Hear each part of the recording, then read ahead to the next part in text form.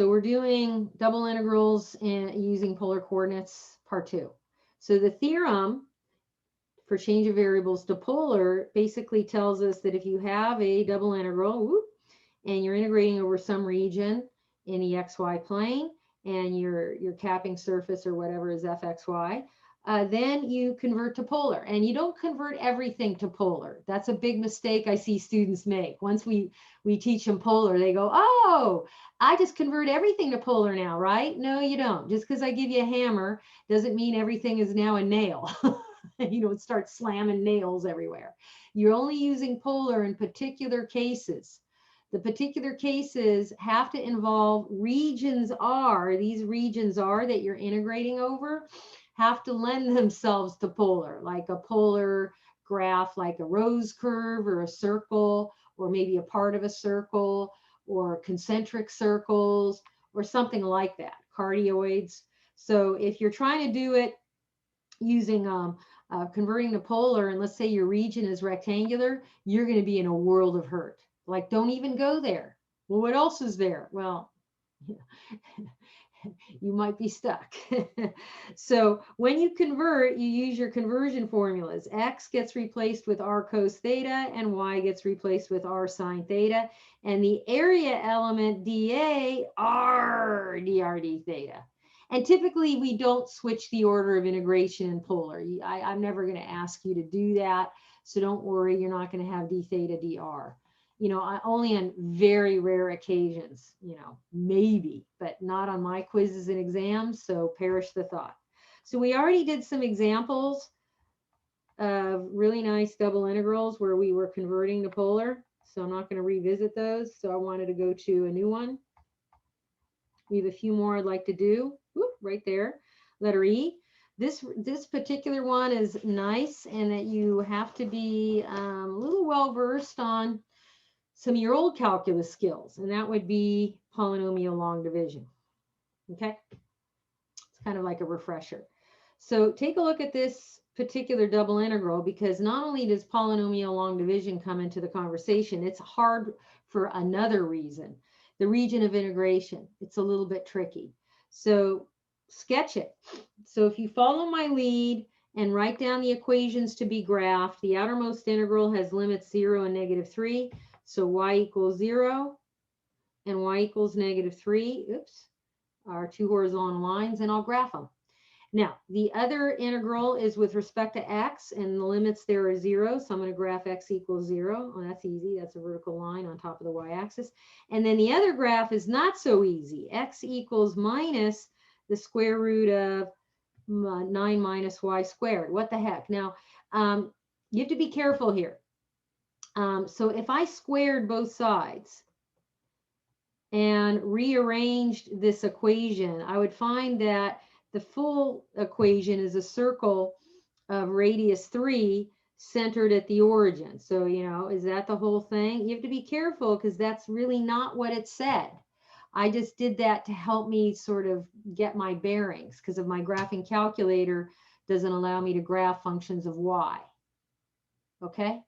Now, if I solve for y, I would get two equations, y equals plus or minus the square root of 9 minus x squared. But that's not it either. I'm doing this as a favor to you for future polar coordinates problems. This, if you graph the positive square root, you would get the upper semicircle. And if you graph the negative square root for y equals, you would get the lower semicircle. But that's still not what they asked us for.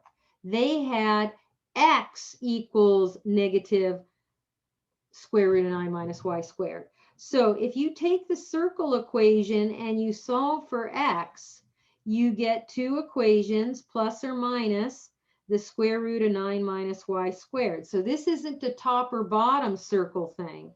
The positive square root of 9 minus y squared is the right half semicircle, which is what we don't want, because we wanted the negative square root of 9 minus y squared. So that means we wanted the leftmost semicircle, and that's correct. So now we have all of our fences, And now we're able to shade in the region. Keep in mind that you have 4 fences. You've got this, oops, this, these keep erasing, and this. And so the correct answer to shade in, be careful, is just quadrant 3 portion of the circle. That's it. Quadrant 3 portion of the circle. That's the region of integration. So since we are going to convert to polar, I'm immediately going to get ready and go ahead and say what my limits are for r and for theta. Now theta looks like it's starting there at pi and then going down to 3 pi halves. So that would be the interval for theta. R, remember, is, please don't say like, you know, -3 to 0 or something like that. You don't want your R to go negative. I like to think of R as blooming out, starting from 0, the pole. So you have R here and it's kind of blooming all the way out to 3, a distance of 3 away from the pole. So 0 to 3 are the correct limits for your R. So when I convert this double integral to polar, I got my pi to 3 pi halves because I like my outer integral to be with theta. I got my 0 to 3, and then my area element is going to be r dr d theta. And then I convert the integrand. So the numerator is x squared plus y squared. Good news. That's just r squared. The denominator is 4 plus x squared plus y squared. Good news. Easy to convert. 4 plus r squared. So now we've converted the double integral and now try and integrate it. But you always want to make sure you take care of this r if possible. So before I do anything, I'm going to get those two r's multiplied together to get a single power of r. Now, folks, this is what we call an improper rational function. And you should have learned about this in both Calc 1 and Calc 2. And that means the degree of the numerator polynomial is either greater than or equal to the degree of the denominator. And you don't integrate improper rational functions until you clean them up. You rewrite them. How? Well, first you got to do polynomial long division. So we did this back when we did polynomial long division for integrating vector valued functions, but maybe you forgot. So here we go. Focus your eyeballs on the highest power terms only. R squared times what gives you R cubed? That would be R. And then you have R cubed plus 4R. Subtract, and I get negative 4R. Fine. And so then when you rewrite this as Q plus the remainder R over the divisor D, Q stands for quotients. You always want to rewrite it as Q plus R over D. What I get is R minus 4R over 4 plus R squared. And now I'm able to integrate because this right here, you're going to use the log rule. And that's going to have U be 4 plus R squared and du be 2R dr. We need a 2, but don't put it way out, like don't put the half out way out in front. That would be wrong because you don't want to affect the R because you want to kind of do this individually. Only that second term needs a factor of a half to kind of keep going there. So don't do weird illegal stuff because sometimes when I students, they get to Calc 3 and I don't know what happens. Sometimes they get brain dead with some of the basics. It's scary. So here, the antiderivative of R is R squared over 2. And right now we just converted using U sub.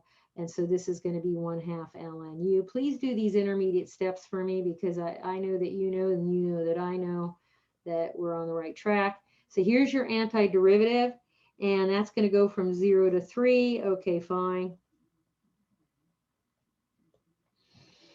And now it's just a matter of plugging in. So if I plug in the upper limit, I'll get some really weird number. Yeah, sometimes you just get weird numbers. Minus, and then plug in the lower limit. And be careful because that does not go to 0. Sometimes it does, but not here. So this is going to be something wacky. 9 halves minus 2 ln of 13. Eee. And when I distribute this negative, I'll get plus. That's supposed to be a half, not a 2. What am I doing here? Sorry.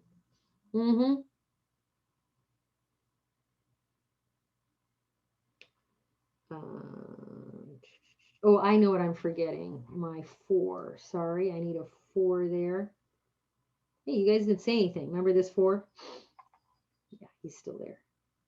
4, 4, 4, 4. Okay, now plus, and well, we can do some reducing here. 4 over 2 is 2. That's why I had a 2 there. And then what do I have for that? That looks like ln of 4. And you're pretty much almost done. This is just a weird number. What you could do here is notice that this is ln of 4 squared, and this is really ln of 13 squared. And you're really taking a difference of logs. You're doing ln of 16 minus ln of 169. And if I condense those into one big old log, just because I can, I get that. And so you got this weird number, 9/2 plus, after I condense those. So this is just some constant, and I'm going to pull it out all the way from my last double integral, and I'm almost done.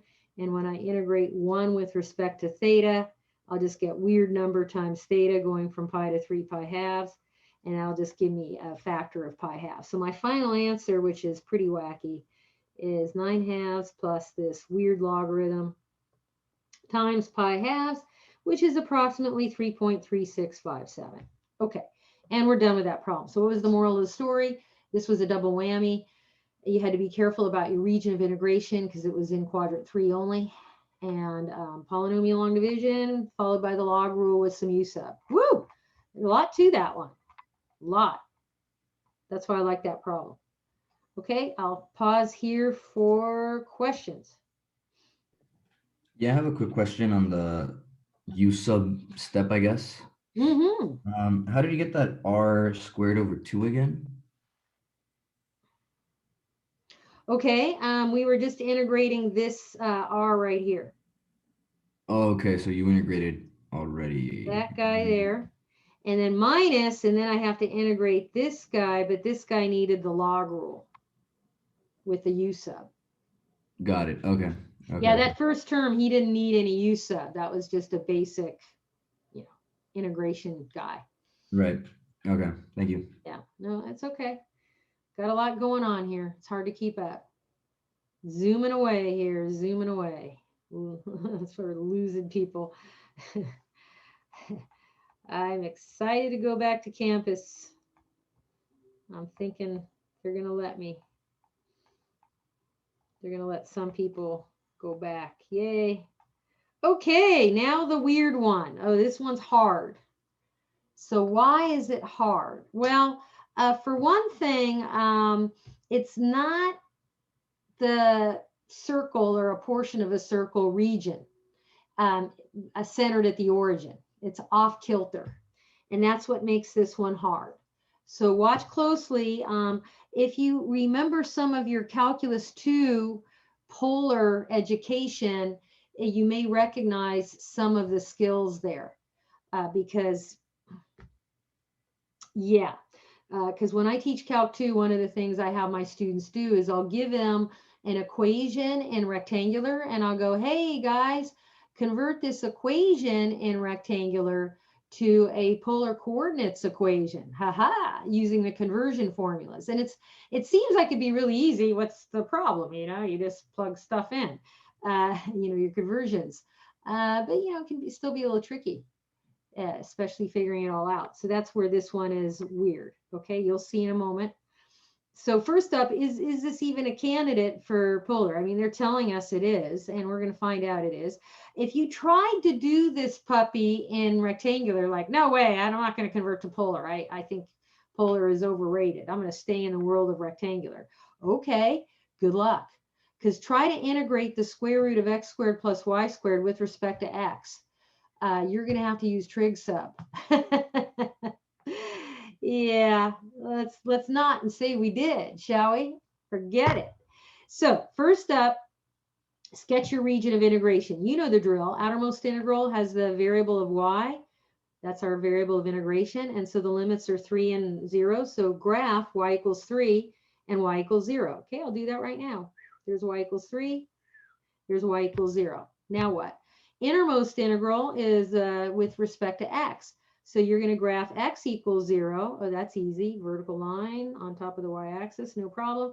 And then you're going to graph x equals, the square root of 3y minus y squared. Yeah.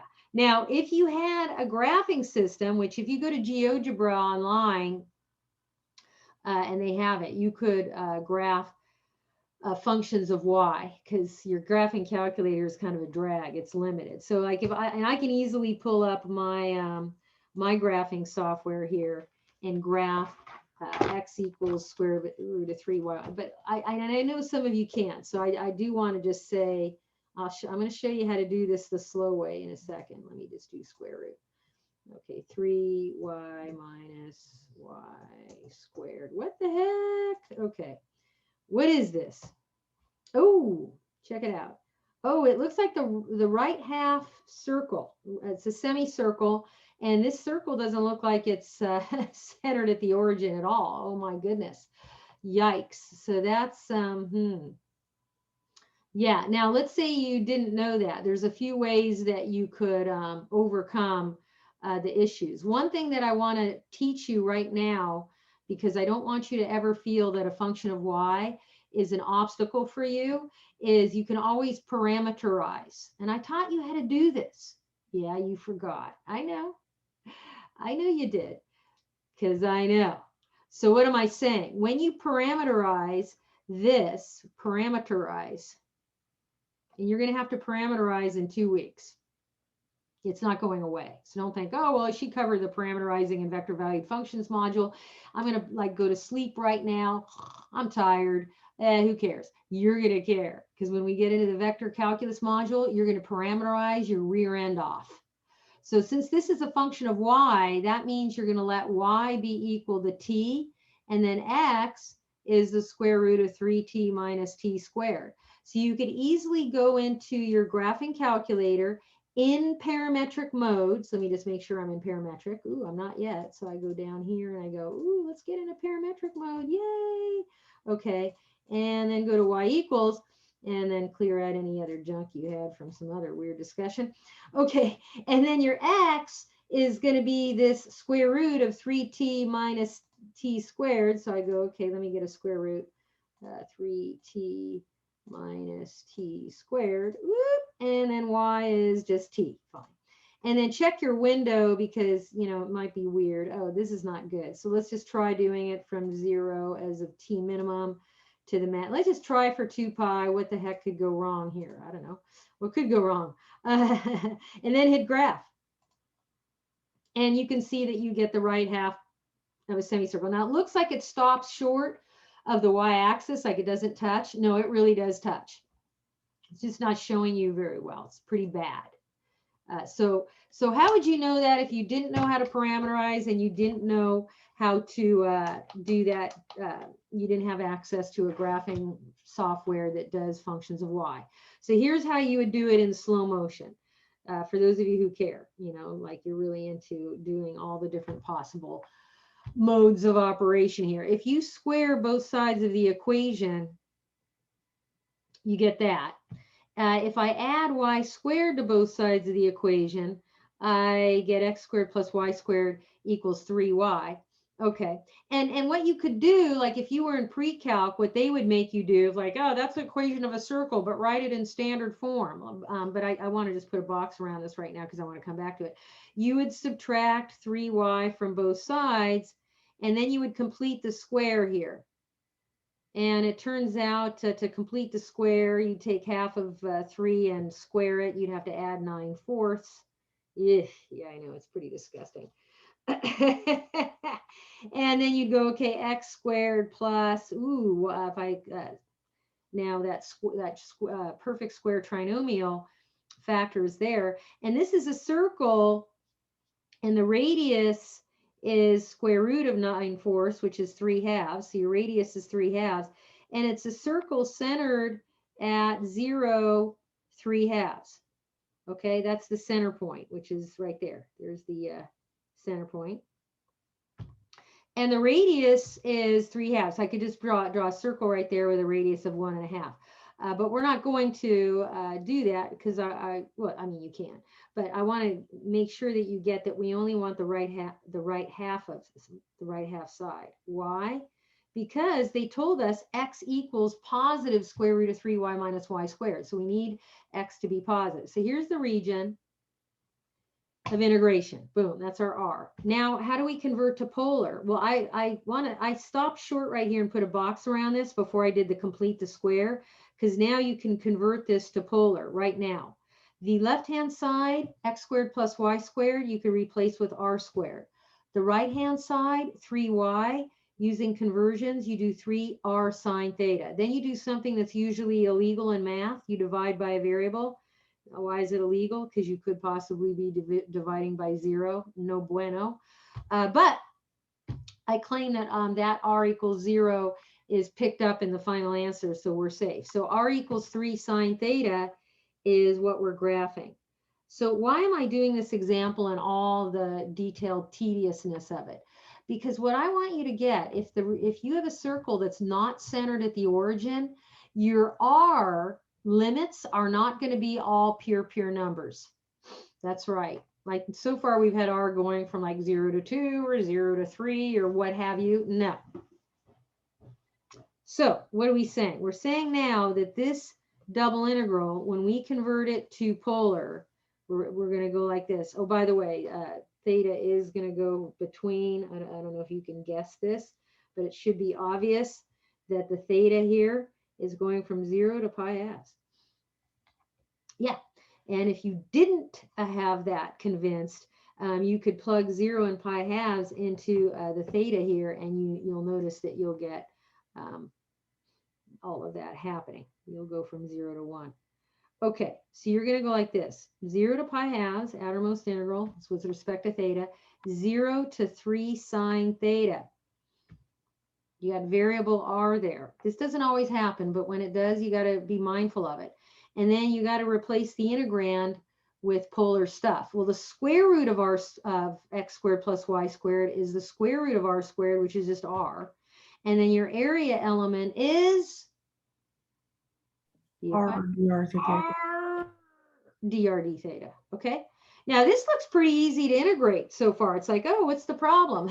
You'll see in a moment, because you're going to run into it in a moment. First, combine your powers of r into one single power of r. And now integrate with respect to r. Oh, easy peasy. That's just r cubed over 3. What could go wrong?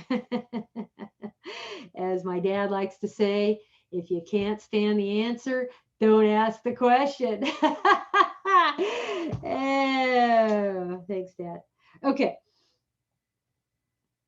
So if I plug in these limits and the 0 is just going to go to 0, I get this. Oh, well, okay, so I get 3 cubed sine cubed theta over 3, and you can reduce the 3's, and so you just get 9. Okay, how bad is this? Well, this is where you have to go back to your calculus 2 roots. And you guys remember powers of trig? Yes. Yes. So how do you deal with sine cubed? Any ideas? You take away a sign from the integral. Good. So you rewrite it as sine squared theta times sine. Good start. Then what? Or sine squared theta into cosine. Mm-hmm. Oh my. Good. You guys are good memories. Love it. Congratulations. That's awesome. And I'm going to distribute my sine. And so now I'm going to integrate this. And this isn't too hard. The first term, of course, is easy. You know, if you're just going to integrate sine, okay, easy peasy. That's just going to be what? Minus cos. Like that. Minus, but then what about this second term? How are you going to integrate that puppy?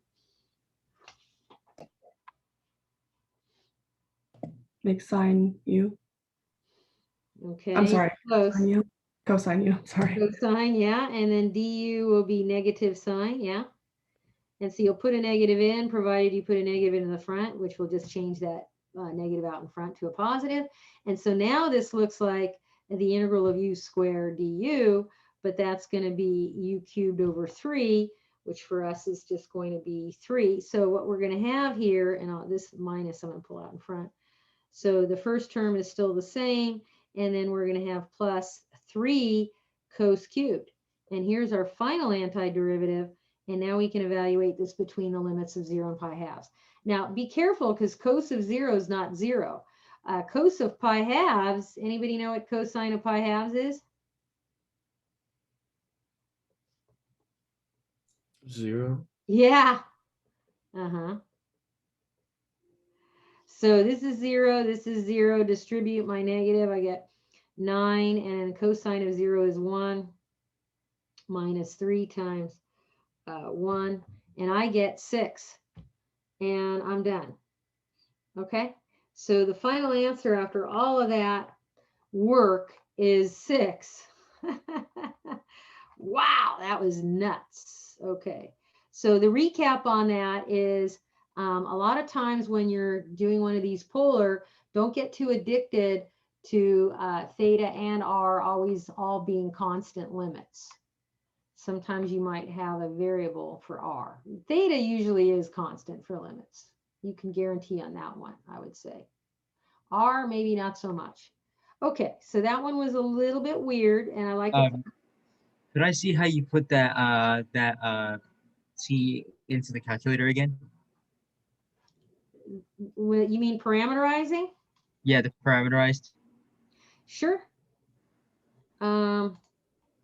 I got rid of it, but it basically is what you see right here, Nathaniel. Do you see this right here? Yeah. That's what you're going to type in. Well, y is going to equal to. Y is equal to t. And since x is square root of 3y minus y squared, x will be square root of 3t minus t squared. Does that help? Yes. Okay, so that's essentially what you type in when you do your parametric mode. See that there? Yeah. Okay. Okay, yeah, no, that makes more sense. Yeah. I was Now, just functions of x, which this wasn't, because when you have x equals some junk with y's in it, that's a function of y. If you wanted to parameterize a function of x, then you let x equal t, and then y is beep up, up, beep up, up. Okay? And yeah, you better know the difference, because when we start getting into parameterizing your butts off coming up in the vector calculus module, you want to know if you're dealing with a function of x or a function of y, because the way you parameterize it is backwards, right? yeah. I don't think it'll be too hard to figure out though. Yeah, it'll come to you. All right. So before we use polar to find area, because that's kind of fun with a Calc 2 review, let's find the volume of a solid that has a floor and a ceiling again, kind of like the one that you did on the quiz, but harder. And I'll show you why it's harder. The quiz where you had a ceiling of z equals something e to the x minus y, and then your floor was negative something with the exponential e to the x minus y. So it's similar to when you're finding area between curves. You always go taller minus shorter. With surfaces, you do the taller surface minus the shorter surface, or the ceiling minus the floor. So the volume here for this solid is going to be basically a double integral where you're going to go the ceiling minus the floor. Now you have to figure out who's the ceiling and who's the floor. If you're lucky, they may tell you. Well, what do you mean? They may have some special language where they'll say, well, the solid is bounded above, and that means the ceiling. Okay, so if they use the lingo bounded above by the equation, blah, blah, blah, blah, blah, you'll go, ooh, that's the ceiling. And if they use the lingo, and it's bounded below by blah, blah, that you'll know, oh, bounded below, that means he's the floor, okay? Now, in this particular example in my lecture notes, I didn't tell you which was which. So that's when you might want to pull up GeoGebra online, which is a nice 3D grapher, and graph these two equations. So what you'll get, the z equals x squared plus y squared, that's one of those paraboloids, opening upwards. So he's the red, okay? So the z equals x squared plus y squared is the red graph that you see here. And the z equals 8 minus x squared minus y squared, he's the downward facing paraboloid. He's the blue, turquoise, green, or whatever. Okay. So where's the solid that we're trying to find the volume of? The solid is the intersection of these two surfaces, the boundary of it. So it's got, if I were to sketch it here, I kind of think it looks like an egg. So this is the top part of the solid, and then the egg-like shape here. There's the bottom. And he's got a little bit of a ridge around his middle. Okay, great. There's your solid. Go get the volume. So one thing I can definitely say for this volume formula is the ceiling is the 8 minus x squared minus y squared. He's the upper portion, upper surface, minus the lower surface, the floor. And yes, you're going to have to distribute that negative here. And if you don't, you'll screw up. Now, I'm not going to put dy dx or anything yet. I'm just going to put dA for some area element. Don't know what that is yet. And then the region R. And this problem is harder than your quiz for the following reason. On your quiz, they gave you a floor and a ceiling, and they even showed you a nice little picture of it. The ceiling was below the x-axis, and then they told you that the xy plane was some region that they even gave you the limits for x and y for you. That was awfully nice of them, but you may not get that. And if that's missing, what that means is you have to do the following. You have to imagine a very bright sun shining down directly overhead on your solid. And then the shadow that your solid makes on the XY plane, the shadow is going to be the region R of integration. Well, what are you saying? Well, since the fattest portion of this solid is sort of this ridge here, if I project that ridge down onto the XY plane, it looks like I'm going to have some sort of circular region R down here. That's going to be my R. Well, how do I know what circle? Is it anything I want? No, it is not. Oh, dear God, please, God, no. Don't do that. You're going to have to first figure out this intersection. And how do you figure out an intersection? Shoot, you learned this in pre-calc. You know, when does the graph of one guy equal the other? So here, you want to know, when does z equal z? That's what you're basically going to look at. So when does the x squared plus y squared equal the 8 minus x squared minus y squared? Write that down. If I don't see this written down on your handwritten work for a similar problem, woo boy, I'm not going to give you very many points, because then I'm going to think something is up. So when I rearrange this equation, I'm going to add x squared and y squared to both sides so I can combine like terms. And then I'll reduce this equation, make it look a little nicer. If I divide out by 2 on both sides of the equation, I get that. Ooh, ooh, ooh. So this circle, the shadow that this solid makes when it projects itself onto the XY plane is a circle centered at the origin of radius 2. Nice. And that's helpful. Why is it helpful? Because you always want to know your region of integration. You don't, then you can't set up the double integral. You're like, I can't do it. So now what? Well, I wish I left myself more room. So one thing I'm going to do is I'm going to notice that this circle centered at the origin of radius 2 has limits for r 0 to 2. It blooms out from the pole. There's 0 to 2. And theta is making a full revolution there from 0 to 2 pi. Full revolution there on that circle. Great. So then when I convert this volume double integral into polar, I'm going to go like this. R dr d theta, where theta goes from 0 to 2 pi, r goes from 0 to 2. Now keep in mind, we had the rectangular version of the integrand. If I distribute the negative and then combine like terms, my integrand is going to look like 8 minus 2x squared minus 2y squared.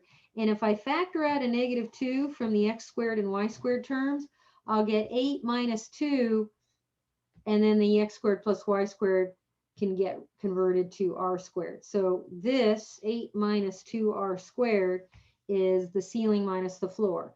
And as usual, please distribute the R up first before you integrate. Otherwise, you'll blow the whole problem out, and that will be bad after all that hard work. That will really be horrible. And then this is just a polynomial. Let's see. So the antiderivative of 8r is 4r squared. And the antiderivative of 2r cubed, I believe, is 2/4, which is a half r to the 4. And evaluate between 0 and 2. And that's just some weird number. I think I get 8. And I'm just going to pull the 8 out and integrate 1 with respect to theta. And then the theta is going from 0 to 2 pi. Final answer, I get 16 pi cubic units, because, you know, we're trying to find a volume here. And there's your final answer for that solid that kind of looks like an egg. But it's the intersection of two surfaces. Okay? Okay, any questions on that guy? That was a doozy, huh?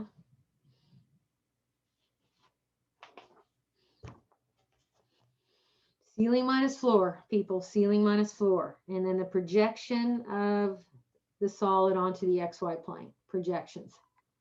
Yeah. Okay, let's do a quick pause.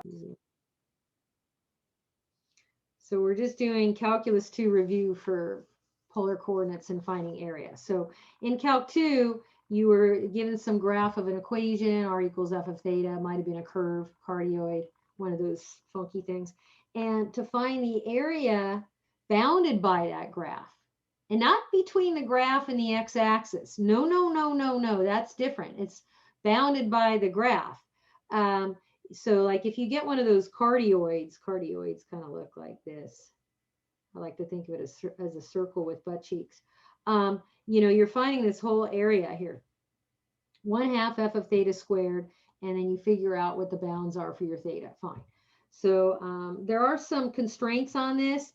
R needs to be positive or all negative. So R needs to be all positive on the interval, on alpha to beta, or all negative. You can't have a little bit of negative, a little bit of positive, because then the integral isn't valid if it's dropping back and forth between positive and negative. So you have to be careful, because that has a constraint on it. All right. So what about us? We're in Calc 3 right now. We're not going to do Calc 2 stuff. Yeah, that's right. Not going to do Calc 2. So in Calc 3, we're going to use a double integral to find the area of a polar sector. And so our area formula is going to be a double integral. And instead of, you know, we are going to have a 1 here, and then you're going to have your area element. But your area element for polar is what? R dr. R dr theta. And you're going to have your R go from some, G1 of theta to some G2 of theta, say. And alpha to beta will still be the limits on your theta. Now, typically, if G1 of theta, the lower limit here, is equal to 0, then it's more regular. So what do I mean? So I just want to show you something. If that lower limit is 0, check this out. So when we integrate R with respect to R, that's pretty easy. You'll just get R squared over 2, and you'll evaluate it between 0 and whatever that upper equation graph is, G2 of theta. Okay, fine. And I'm almost going to stop here. So what do you get? Do you recognize this formula?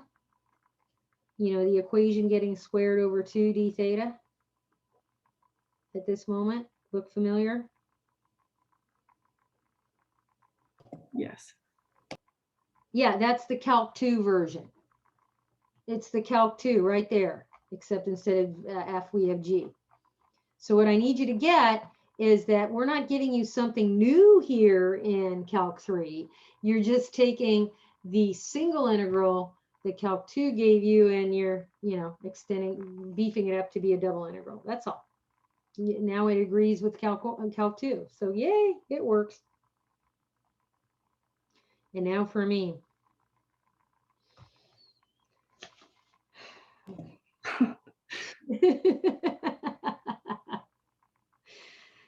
I don't know.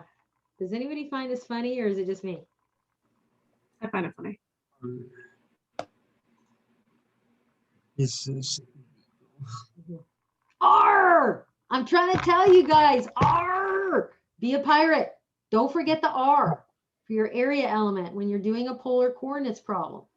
Because when you have your quiz this weekend, and your quiz this weekend is going to be a doozy, you know. So I need to find area here. This example 2 is what's next. So what does R equals 3 cos 3 theta look like?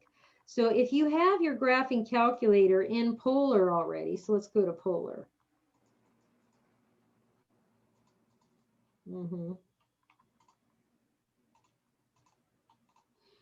And, ooh, let me check mode again. Hang on. Oh, I need to get in radians mode also. Sorry, because if you're in degrees mode, it won't graph any trig for you. And you're going to go, ah, my calculator's broken. Okay, then let's clear that mess out. If I graph 3 cos 3 theta, and let me check my window. I don't know. Let's go from 0 to 2 pi. Usually you don't need more than that when you're doing polar. And hit graph. Woohoo! Oh, nice. Do you see the rose curve? Now this R that we just graphed, do you see how when it sketches out the curve, I claim it sketches it out and it hits the pole. That's the fancy word for origin for polar. It hits it multiple times. So R is going between positive and negative on that entire flower. So you wouldn't want to try to find the area going from 0 to 2 pi due to the fact that you'll get 0. You'll go, wait a minute, the area of this curve isn't 0. Well, the formula isn't valid when you try to use it when R bounces back and forth positive and negative. It's not going to work. Well, then what do I do? Well, what we're going to do is we're going to try to find the area of one of these petals, and then we'll multiply by 3 since we have symmetry. Okay, and we're pretty much guaranteed that if we stay on one of the petals, the R will stay either all positive or all negative. Like on this first petal that I'm showing you here, which is straddling quadrant 1 and quadrant 4, R is going to stay positive. Okay, because you're kind of going in the forward. If you don't believe me, you could plug the limits for theta we're about to do in a moment into your 3 sine, 3 cos 3 theta. Now, if we did this other petal over here, he's totally staying in quadrant 2, and you're guaranteed your cosine is positive the whole time while it's there. So, and then you can do that instead. So it's up to you kind of how you want to roll. Now, how do you tell what the limits are for this single petal? I'm going to show you how to do it 2 ways. First, let's show you how to do it analytically on paper, and then the cheesy, sleazy way, which I'm not going to accept on a quiz, but this is just to verify that your hard way works. So to get the, so this is our strategy. We're going to find out the area of one petal, and once we do, so we have to figure out what theta is doing on that one petal. And then we'll multiply by 3, whatever our final answer is, to get the total area. This is our strategy, okay? Total area to get total, I can't write. Total area. Okay, so what is happening when this rose sketches out? It you can think of it starting here at 0, and then it goes like this, and then it swings around and it swings around. So it keeps hitting the pole over and over. So we want to figure out the range of theta just for this one petal. So when does the R hit the pole? That's when R is 0, when it hits that origin, basically. So when does 3 cos 3 theta hit 0? Solve this trig equation for theta. And some people are not good at solving trig equations because, oh, I don't like trig. Oh, boy. So I'm going to take cos inverse of both sides. And then what? Well, on the left-hand side, since cos inverse and cos are inverse functions, we get 3 theta. Cos inverse of 0, what are all the angles who have a cosine value of 0. Please don't say 0, because cosine of 0 is, you know, careful. 2 and 3 pi over 2. Pi halves, yeah, negative pi halves, oops, 3 pi halves, and so on. Yeah. So there's all sorts of answers in there. Those all would give you a 0 value for cosine. So what you're going to do is you're going to multiply all sides with 1/3. And when you do that, you get theta is pi 6, negative pi 6, pi halves. So what can we say? I claim, and you can try this on your own, if you go between negative pi 6 and positive pi 6, it'll give you this pedal here that's straddling quadrant 1 and quadrant 2. This pedal right here is going to lie between theta going from pi 6 to pi halves. You could use that one, or if you want. It doesn't matter. You got to pick one. And if you're not convinced, you can always come over to your graphing calculator. Oops, that wasn't my graphing calculator. And go, okay, let's try my window here. Let's do negative pi 6 to positive pi 6 like this. And whoops, what the heck was I doing? I don't know. I'm just trying to type in a bunch of crap. Clear this out. Oh, I got to clear out the whole thing. Sorry. Now I blew this out. Sorry. Go to window. Negative pi 6. Okay, and then theta max should be positive pi 6. Okay, and if you try graphing this, there you go. There's your one pedal. Okay, whoo. So that would be the cheesy way. You would try it by trial and error, but that could take you a while. So that's why it was helpful to do it analytically. Okay. So now what? Well, now I can do the double integral representing area, and we're going to do one pedal only.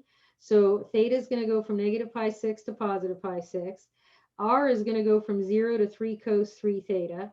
And the area element, R drd theta. And there's the double integral representing the area of one pedal. So then you go, well, how hard can this be? This looks like easy peasy. Well, be careful. Looks are deceiving, because you have r squared over 2 as your antiderivative, but then when you plug in your limits, you'll end up with 3 squared cos squared of 3 theta over 2. And then I'm going to take this 9 and this halves out, and that's d theta. So what do I have? Well, I'm having to integrate cos squared of 3 theta, and this is where your Calc 2 skills are going to come into effect here. You want to use the power reduction formula. Let me just tell you about how much I love the power reduction formula. Like, if you don't think you're going to get away from this class without it, that's just, on this week's quiz, you'll definitely have one problem that you will have to know the power reduction formula for. So either cos squared or sine squared, when you're integrating it, requires power reduction formula. There, that's all you need to know. But don't forget it, because it's going to be on this week's quiz. Most likely I'll put it on the following week's quiz. And then midterm 3 will definitely have a problem with it. And the final will definitely have a problem involving power reduction formula, because it's one of my pet peeves. Like, students should not forget that. Okay, I'm telling you in advance. Don't forget it. So what do you know? So before I integrate, I apply the power reduction formula on this beast. And don't forget to double the angle. Double the angle. Double 3 theta is 6 theta. And I like to pull this half out. So now I'm really integrating 9/4 times the integral 1 plus cos 6 theta.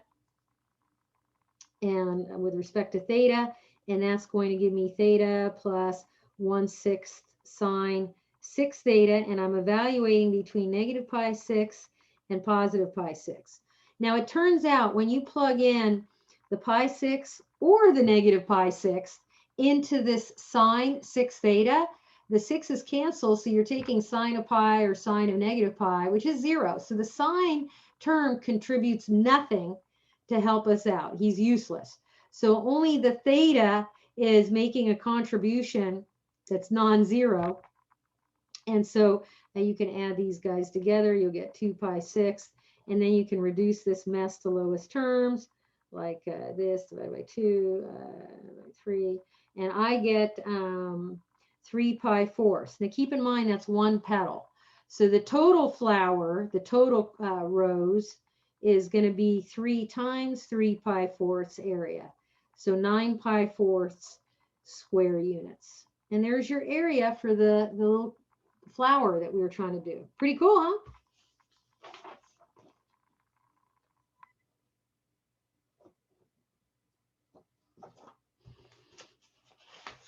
Okay, and 15 minutes flat, I'm going to cover another application of double integral. Yeah, I can do it.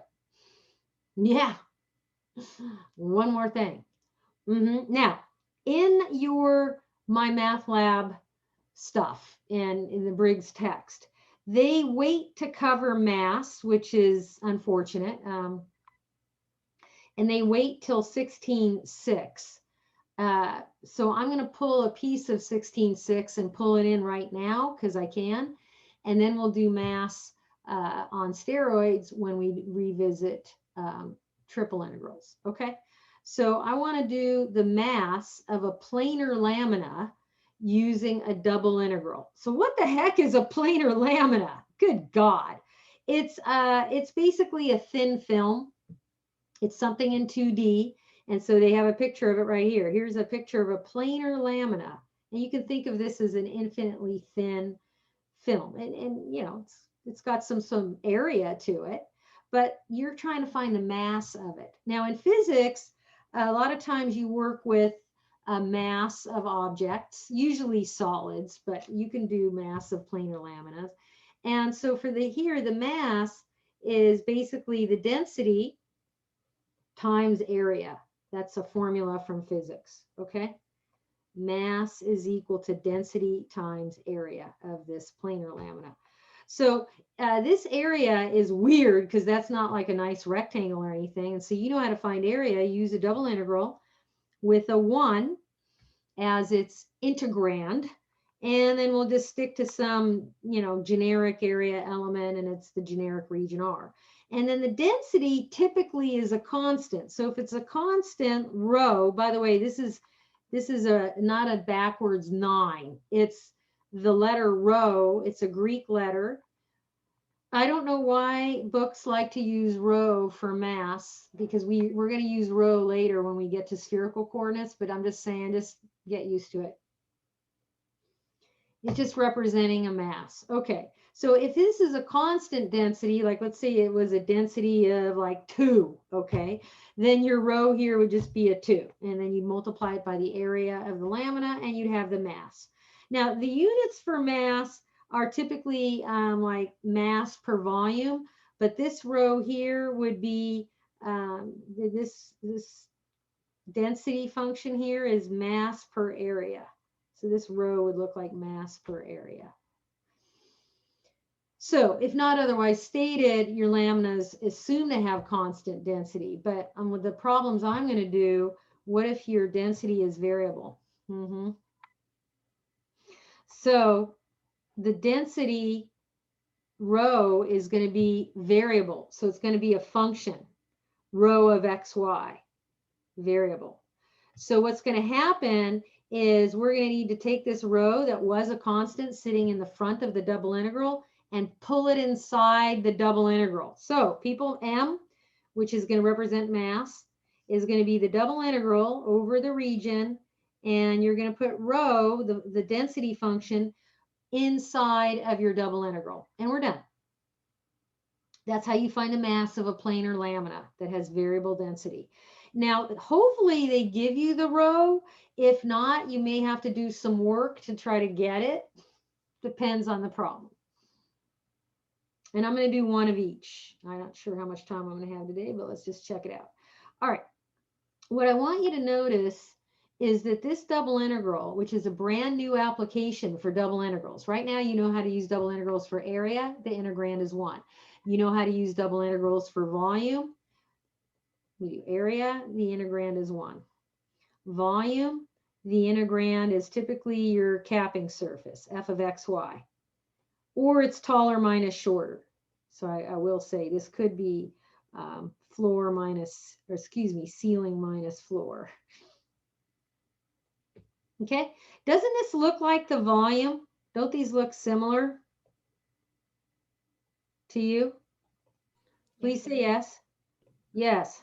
Well, then how do you know the difference? You don't. And it's just somebody just handed you a double integral. Here's a fun double integral. Go knock yourself out. You don't know what it would represent. Could represent volume, or it could represent mass, or it could be something totally different like you'll see in vector calculus. You don't know unless they give you context. But I just want to point out that right now, when you see one of these mass of a planar lamina, you're staying in 2D. This is a 2D problem. Volume of a solid is a 3D problem, but it's going to have that same flavor because you're going to see some function of xy inside the double integral. So just want to let you know. All right, now let's take a look at an example of finding a mass. Okay, we're going to use a double integral to find mass. The triangular lamina is going to be bounded by, or have vertices 0, 0, 0, 3, and 2, 3. Oh, okay, so there's your lamina, okay? And they're giving you the variable density function. So your density function is given. It's 2x plus y. Okay? So our so I could draw this right here. Okay, so there's our region. Okay, so there's your region R. So mass is going to be the double integral over the region, and you're going to put your density function in there. Fine. Now, how do you iterate your integral? Because this triangle is either vertically or horizontally simple, it's up to you how you want to roll. I claim it's easier to do the horizontally simple version, but dy dx is fine also. But believe it or not, dx dy will be easier for this triangle. So first up, they didn't give me the equation for this diagonal line, and you're going to have to find it. And I gave you a similar problem on your quiz Monday, and you should have done enough homework to know, and some of you figured it out, that when they gave you some other weird triangle that you had to kind of get the vertices for and put together, you had to do a little bit of the work. So here's the thing. When you have 2 points on a line, you can find the slope. You'll take the difference of the y coordinates and you'll divide that by the difference of the x coordinates. So it looks like the slope is going to be 3/2. Fine. And then it's obvious that the y-intercept is 0. So it's going to turn out the equation of this line as y equals 3/2 x. Okay, fine. Now on this region, if you're going to use dx dy as the order of integration, the outermost integral limits have to be constant. So the pure numbers that y is doing on this triangle, it looks like it's hitting the lowest number is 0, and then this right here, the highest y value is 3. So y is going between 0 and 3. Are you guys with me on that one? I hope. Yep. And then what the heck is x doing? Now keep in mind, we're picking the horizontally simple choice for order of integration. So I'm going to lie my little man sideways here. Here he is. He's sideways in the region. His feet are on the y-axis. So that has the equation x equals 0. His head is on the diagonal line, but you do not want to say 3/2 x because that would have the limit matching the variable of integration. No bueno, okay? Instead, solve this equation for x so you can rewrite it as a function of y. Okay, and I'm going to multiply both sides of the equation by the reciprocal of 3/2, which is 2/3. And so x equals 2/3 y. And so I can put 2/3 y there. Okay, now let's just do the math. If I integrate with respect to x, 2x's antiderivative is x squared, and the antiderivative of y with respect to x is xy. And I'll evaluate this between the limits of 0 to 2/3 y. Okay, that should be a 3 there. Okay, and you know, this can get a little bit messy, but this one's not too bad. If I substitute 2/3 y in place of x, I get that. And then after a little bit of cleanup, this is pretty easy to integrate. This is something a Calculus 1 student could do, no problem. So I have 4/9 y squared plus 2/3 y squared. You could, if you want, integrate these two terms separately, but I'm going to combine them because at this point they are like terms. So well, what the heck is 4/9 plus 2/3? Oh boy. I think it's 10/9. I'm just making it easier on myself because, you know, fractions suck. And so 10/9, okay. And then the integral of y squared is just y cubed over 3. And then I'm just going to get 10/9 times 3 cubed over 3. And then I can reduce this to lowest terms and I get 10. Okay, that's the mass. And we're done. Just leave it limitless or unitless for now because, you know, who knows? Okay, so it's 10. That's the mass. I will do letter B next time. We'll do one more mass problem. On Friday, please don't be absent because I plan on doing surface area as well as starting triple integrals. And yes, both of those topics will be on the quiz for Sunday. So please, I'm giving you an encouragement. Do your homework early. Like start your homework on Polar. If you haven't finished already, you should finish up Polar today. Start working on your mass. You can do a little bit right now. You have enough to be dangerous. Okay. And then on Friday, we'll do 2 sections in one. Oh yeah, it's going to be a busy day. So I'm done. Have a great Wednesday. Please keep in mind, you're always welcome to come to my office time.